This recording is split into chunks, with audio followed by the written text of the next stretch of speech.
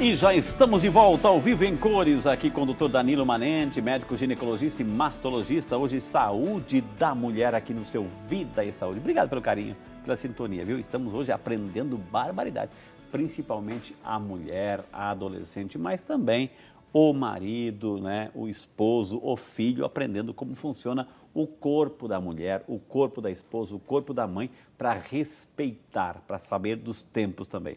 Doutor, aqui, a Marlene Taquei de Arruda, de Pereira Barreto, São Paulo. Obrigado, dona Marlene.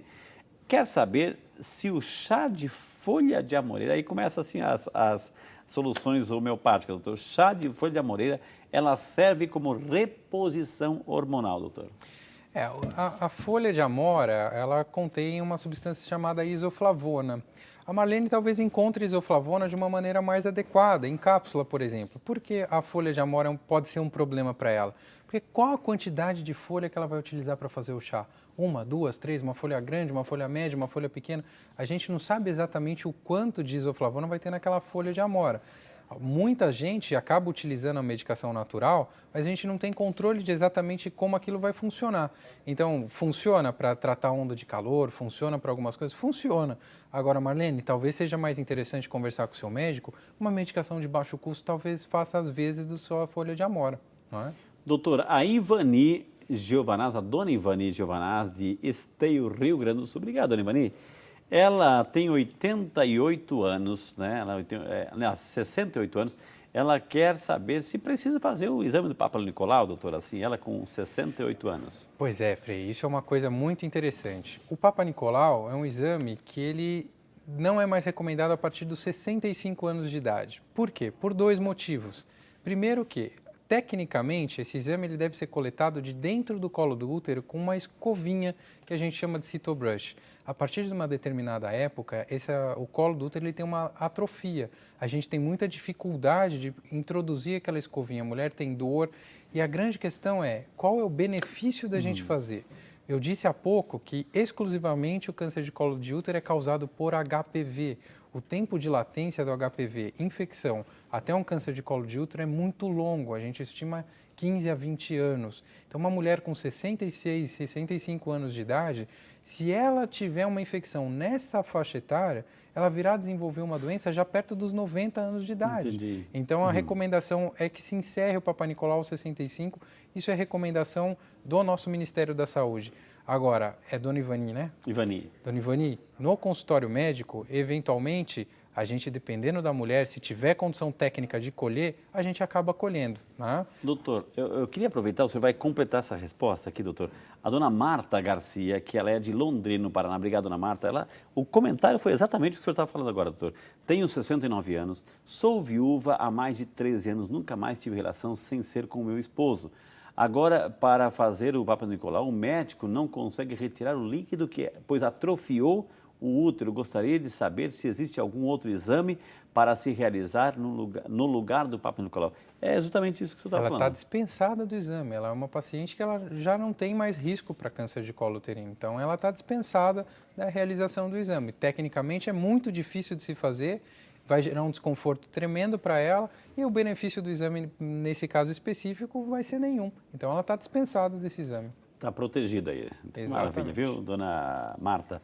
A dona Jacinta Santos de Almeida, de Jacobina, na Bahia, o Brasil inteiro participando aqui do Vídeo Saúde, ela pergunta assim, mulher quando está na menopausa, tem insônia? Pergunta a nossa amiga Jacinta, doutor. Sim, faz parte do rol dos sintomas da mulher menopausada, sim. A insônia, alterações do sono de uma maneira geral, às vezes um sono excessivo, às vezes uma qualidade do sono ruim, ela consegue dormir, mas dorme com um sono muito superficial, pode estar incluso no rol dos sintomas da menopausa. Isso é fácil de tratar, a gente consegue ter um tratamento específico para isso, com o uso de algumas medicações, e isso é fácil de reverter. O que a gente não pode esquecer é que os sintomas da menopausa eles são temporários, é uma fase de adaptação. A gente tem que ter muito cuidado. Eu tenho 75 anos e tenho sintoma de menopausa. Não vamos colocar na conta da menopausa aquilo que aconteceu 20 anos atrás. A gente não pode esquecer que a saúde é global. Não dá para colocar tudo na conta da menopausa. Você pode ter outra causa para aquele determinado sintoma. Por exemplo, da insônia. Pode ter uma insônia primária, que não tem a ver exatamente com a menopausa. Então, os sintomas da menopausa, eles são mais importantes nos 5 primeiros anos daquela ausência da menstruação. Depois disso, eles são bastante atenuados. Então, a gente tem que ter muito cuidado de dizer, olha, isso é menopausa, essa é a causa do seu problema é a menopausa. Por isso, da necessidade do exame anual. Evita-se tudo isso e tem-se informação para tudo isso. Nós fomos às ruas mais uma vez, doutor. Eu creio que a pergunta é sobre infecção urinária. Vamos lá?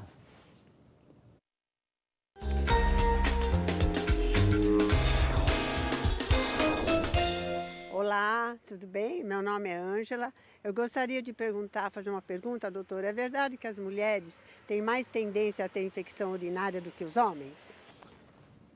E aí, doutora, assim, infecção urinária, mais no homem, mais na mulher, o que é isso? Bom, infecção urinária basicamente é a ascensão de bactérias através do trato urinário. O que significa? A bactéria entrou no trato urinário daquela pessoa. O que a gente entende por trato urinário? Uretra, que é o canalzinho por onde a pessoa urina, a bexiga, que é onde a urina fica armazenada, o ureter, que é um canudinho que vai conectar o nosso rim até a bexiga. Esse é o trato urinário. A infecção pode estar em qualquer altura. Nós médicos chamamos de infecções urinárias baixas e altas. As baixas são bexiga e uretra, as altas são ureter e rim. A ureter e rim, a gente tem um problema mais sério. Normalmente a gente precisa internar esse paciente, porque são infecções que podem se tornar generalizadas. Agora, com relação a mulher tem mais infecção do que o homem? Sim, por um motivo muito simples. A uretra da mulher é mais curta e a uretra da mulher está muito próxima do canal vaginal, o que não acontece no homem. Então é muito mais fácil uma bactéria subir por ali do que subir pelo pênis do homem. Entendi. Então é por isso que a mulher tem infecções urinárias com mais frequência do que nos homens. Doutora, avançando aí com o tempo, e a nossa ideia é prevenção, é cuidado, é qualidade de vida em todas as etapas da vida, doutor, para viver-se bem e melhor. Aí, quando de repente chega uma certa idade, começa a reclamar de o osso fraco, o osso poroso, artrite, artrose. Aí, como é que lidar com isso tudo, Olha doutor? Que coisa interessante, Frei. A osteoporose, ao contrário do que muita gente pensa, a osteoporose é assintomática. Ninguém chega queixando, olha, eu estou com o meu osso fraco. Nós acabamos descobrindo que aquela pessoa está com o osso fraco e a gente propõe um tratamento para ela para evitar justamente o que? A artrose. O que acontece? O osso fraco ele vai sofrendo microfraturas e essas microfraturas elas vão consolidando de uma forma desorganizada. E quando ela consolida de uma forma desorganizada, as articulações começam a ter defeito. Então, aquela pessoa começa a ter dificuldade de se movimentar. Então, a osteoporose em si ela não é percebida. O que se percebe já são sintomas tardios da osteoporose que levou a um problema ósseo, não mais a fraqueza do ósseo. O que a gente faz para detectar a osteoporose? Primeiro, uma boa conversa. Existem fatores de risco para a osteoporose.